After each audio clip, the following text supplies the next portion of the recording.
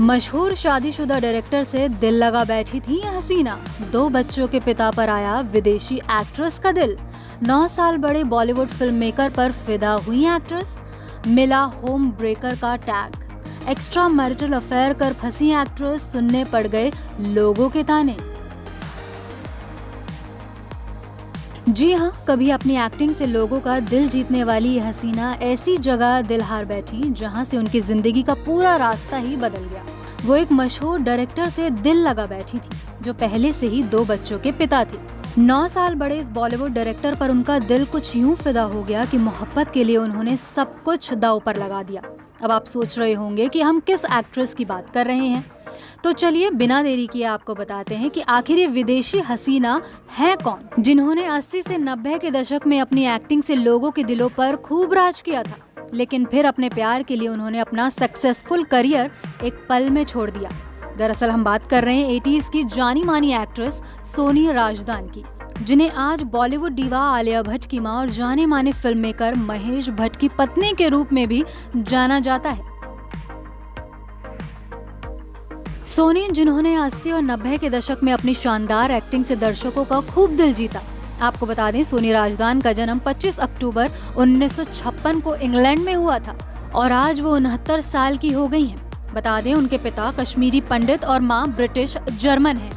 बचपन से ही एक्टिंग में रुचि रखने वाली सोनी ने अंग्रेजी थिएटर से अपने करियर की शुरुआत की थी, जिसके बाद उन्होंने बॉलीवुड में कदम रखा। वहीं उनकी जिंदगी के रास्ते में बदलाव तब आया जब उन्होंने जाने माने डायरेक्टर महेश भट्ट से शादी की, जो पहले से ही शादीशुदा थे और उनकी उम्र में भी 9 साल का फासला था। कहा जाता है शादी के बाद उन्हें फिल्मों में भी काम मिलना बंद हो गया था और धीरे धीरे उनका करियर भी पटरी से उतर गया था। महेश भट्ट से शादी करने के बाद सोनी ने कई सालों तक बड़े पर्दे से दूरी बना ली थी और यही वजह थी कि इंडस्ट्री के लोग उन्हें सिर्फ महेश भट्ट की पत्नी और आलिया भट्ट की मां के रूप में जानने लगे। जानकारी के लिए आपको बता दें कि महेश भट्ट ने 1970 में पहली शादी लॉरेन ब्राइट से की थी, जिन्हें किरण भट्ट के नाम से भी जाना जाता है।